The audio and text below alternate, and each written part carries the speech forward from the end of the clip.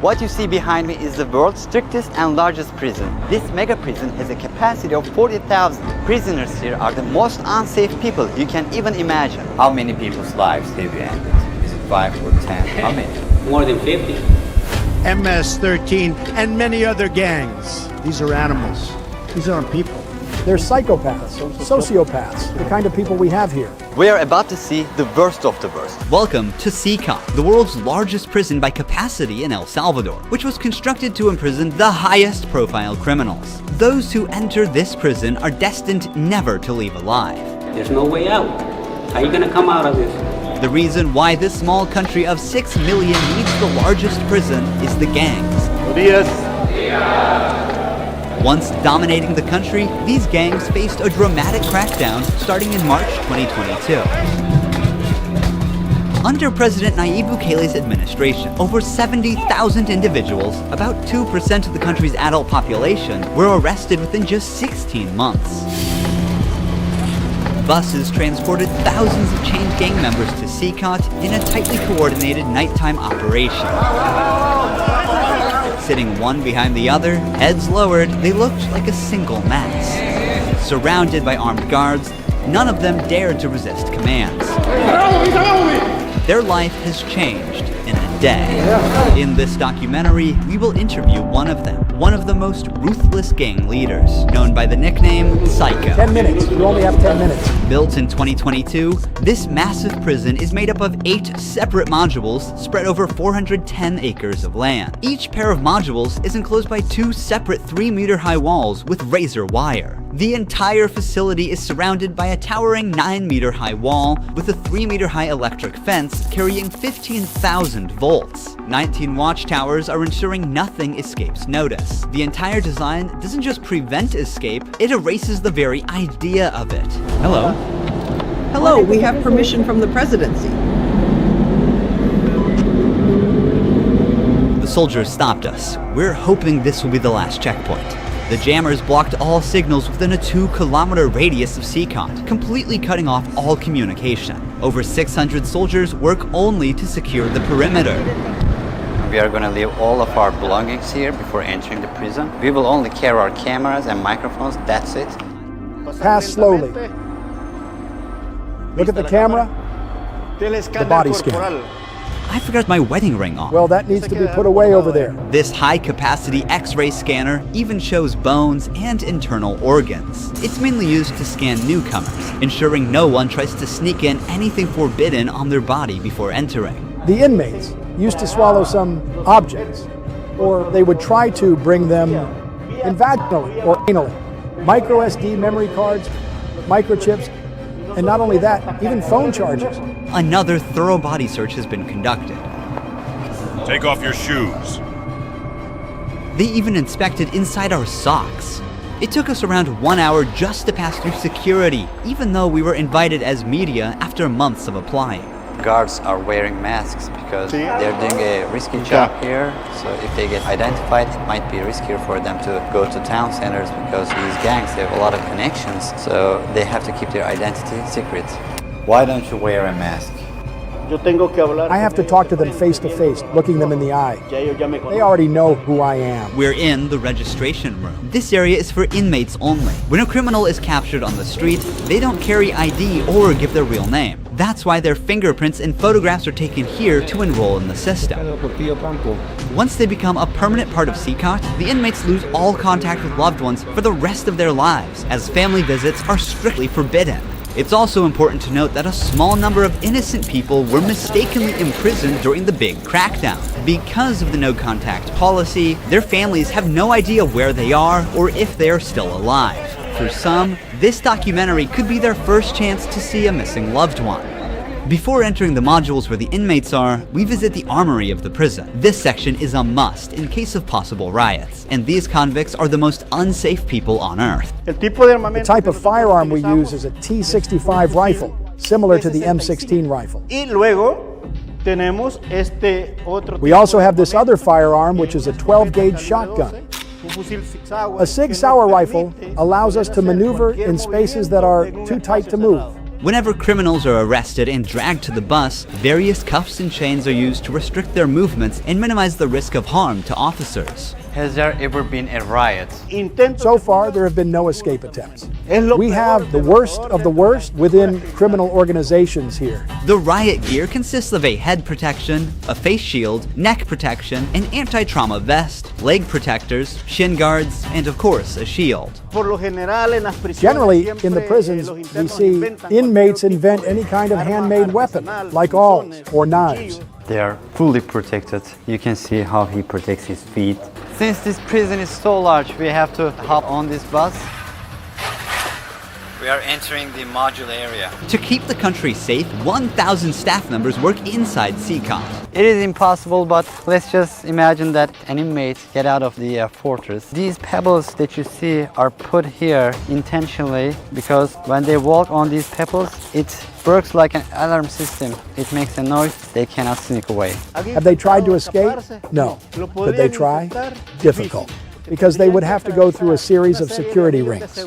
Cecot was built with its own infrastructure in an isolated area, including an electrical and sewage system to prevent external interference. In case of an electricity cut or water supply issue, the cisterns and power plants will maintain operations for up to a week. I'm so excited.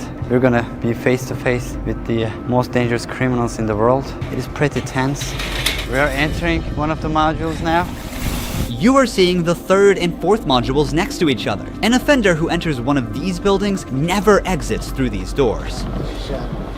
In a few steps, we'll be surrounded by more than 2,500 inmates. It's like stepping in the middle of controlled chaos. This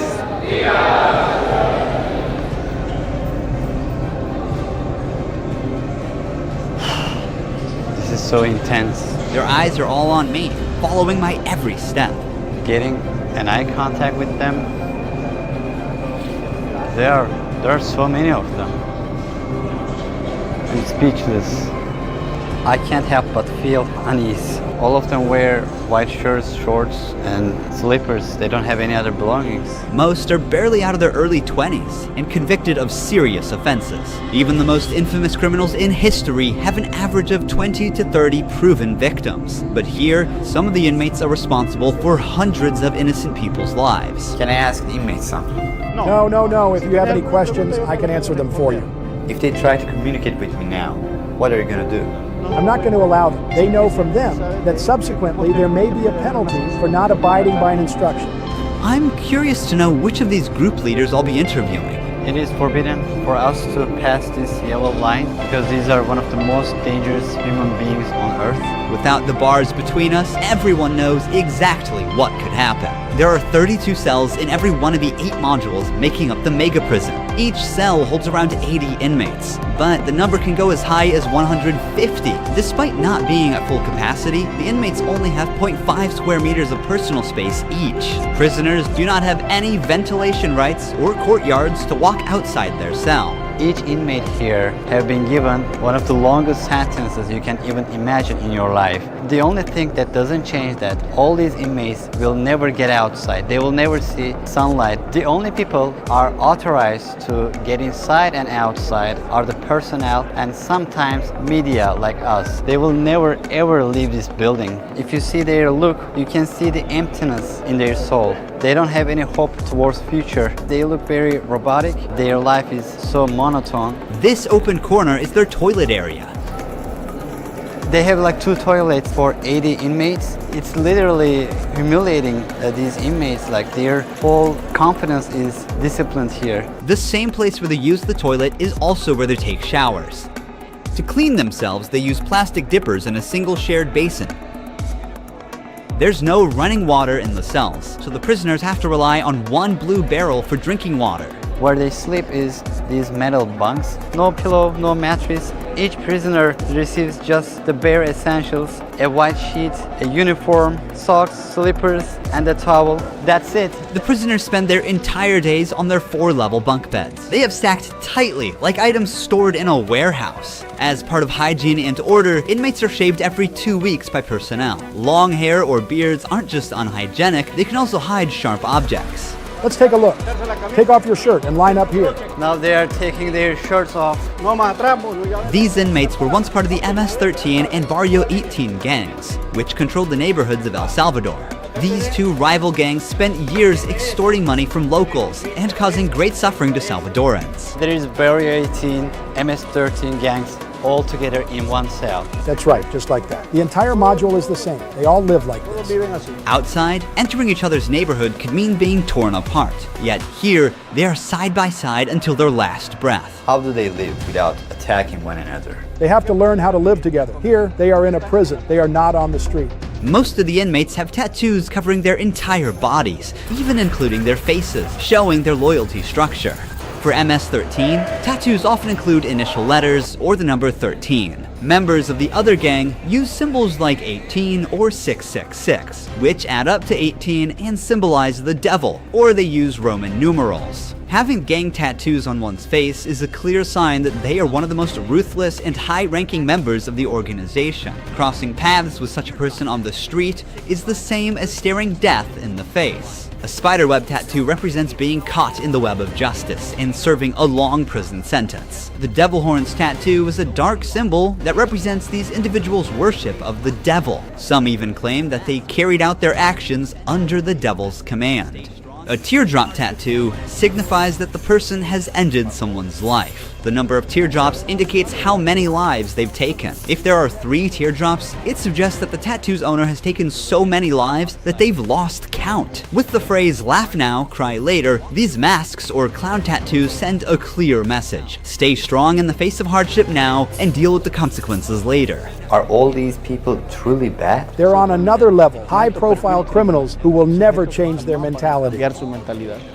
If you look at the upside, there's a catwalk area. Guards consistently watch over the inmates from this elevated spot above the cells. If anything suspicious occurs, they will intervene while an extensive network of cameras observes every corner 24/7, ensuring nothing goes unnoticed. The modules are kept lit all day and night for monitoring. When the sun goes down, the lights stay on all the time. They are constantly being observed. I think this is one of the hardest things. When they try to sleep, they use their towels and cover their eyes to block the light.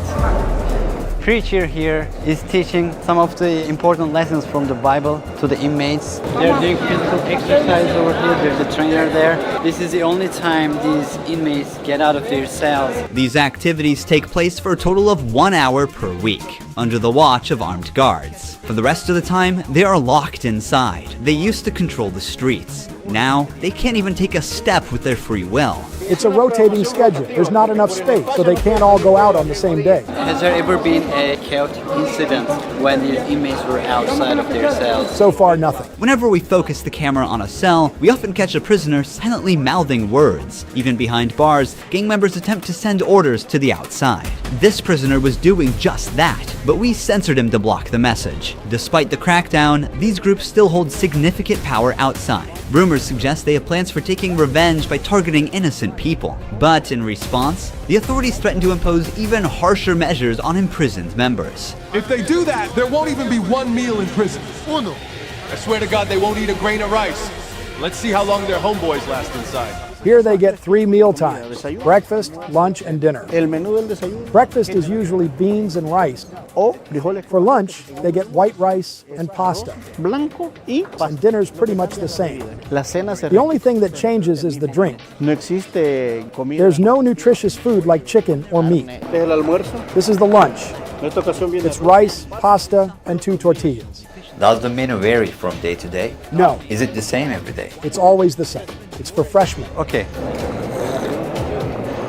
It's a sugary drink. I'm going to taste it for myself. Inmates must eat with their hands and clean their plates before returning them. With a diet lacking in protein, many likely suffer from nutritional deficiencies. Before starting our interview with an inmate, I want to show you one more place that is even more extreme than what you've seen so far. Here we are in the isolation cell area. If inmates break a rule, they can be sent to these isolation cells according to the legislation. The law gives me the right to keep the prisoners in isolation for up to 15 days. These cells have sealed doors. Through this grid, I can see them and identify who's inside. We serve food here, and we also use this space to put handcuffs on them before opening the door to move them from here to their cell. Welcome to the isolation cell. If an inmate misbehaves, this is where he ends up. He won't know the time or how much longer he'll be kept inside. For days or even weeks, he sleeps on this concrete bed without ever leaving. They are cut off from the outside world, left alone with nothing but their thoughts. This is where they supply their water. There's a water basin here. They take their water here, and this is where they pee. The basin for drinking water and the toilets are located side by side. The toilet looks recently used and dirty, suggesting that this cell has recently been used. The only light they have is this little hole that barely lets the sunshine in. This openness is also the sole source of fresh air. What is the most challenging thing about isolation room according to you? Inside, you don't even see your hands. So when someone is isolated, it is necessary for them to have something, a book, anything, to keep their mind clear. But here, they don't have access to any of that. No matter how tough a criminal is, this kind of isolation breaks them. This is necessary for the type of offenders that we have here. People who once played God by deciding who would live and who wouldn't live deserve the worst punishment. We don't show them mercy. They can ask for forgiveness, and may God forgive them. But here, justice must be served for so many victims, and it's the least they deserve. Now we're going to interview the inmate known as Cecot. He has a 34-year criminal history and has spent the last 25 years as a high-ranking member of an organization. 10 minutes. You only have 10 minutes. 12 guards are barely enough to ensure the safety around this inmate. Remove the mask. What is your name? My name is Marvin Ernesto Medrano Vasquez. How old are you? I'm 41 years old. You don't look 41. You look younger, like 35. That's a good thing that you told me, because I feel old. Can I see your tattoos? MS-13. When did you join this crime organization? In 2004, but I started my criminal record since I was 11 years old. How did you first become involved? When somebody is born with just a mom and the mom is working, you look for the streets, you look for somebody to help you out. I said, well, my mom's poor, I need some shoes, I need some clothes, and I started robbing. Then I need a father figure because I didn't grow up with my father. And then I looked the group of gangs, then I did a homicide, and I came right here to El Salvador, trying to change my life, but I seen that there were more gangs right here, and I started doing the same thing I did upstate, and I got locked up. I've always been one of them persons that wanted to accomplish the things that they put in their mind, and I accomplished everything I had to do right here. But I'm right here. This is how the devil pays the people. Is it true that to join this crime organization, you need to end someone's life? Yeah. But the first one must be one of your relatives, right? Yeah, because you got to gain territory for your gang. I lost my mom, my dad, my son, everything right here because of the gangs. When I could be with my family, hey, upstate, the United States, a better life. But, you know, we took wrong decisions, and this is the cause of this. That's why I tell the youth, hey, go to school, listen to your mom, listen to your dad. Don't live this life that we live right here. There's no way out. How many people's lives have you ended? Is it 5 or 10? How many? No, if you talk about what you used to do in the jails after, it probably get a few more than 50. You gotta do it sometimes. How did you become cold-blooded and merciless in time? I can't really respond you with that question. How do you feel about not seeing your family forever since you're in Cecot? I feel bad because I seen my son the last time when he was 5 years old, and he's 21 years old right now. I want to see him. I want to tell him, hey, don't do the same things that your dad did. Look for a good life. people who have fallen victim because of you will never see their loved ones again. You will also never see your family. How do you cope with emotions like missing someone? I feel bad. Sometimes, like I tell you, I lay down on my bed and I think a lot of things, and sometimes I cry. What is your motivation to stay alive here? To one day change my life and look for God in my life, and I tell God, hey, forgive me because I did some things. Okay. Finally, we see the sunlight. Honestly, Cecot is a place you would never wish to end up in, even as a visitor. But for the people who victimized Salvadorans, it is now their forever home. These criminals took the innocent people's right to live, and now they're paying for it. The Salvadorian government's message is clear. Crime is no longer tolerated and the punishment is severe. El Salvador once had the highest rate of lives lost due to widespread chaos. During its peak, 104 out of every 100,000 people lost their lives in a single year. Previous administrations agreed to a truce with these groups, but this couldn't bring lasting order. Although the current government's methods are controversial, by 2023, the number dramatically dropped to 2.4 per 100,000 people, placing El Salvador among the safest countries in the world for the first time. So far, the results are undeniable. Peace has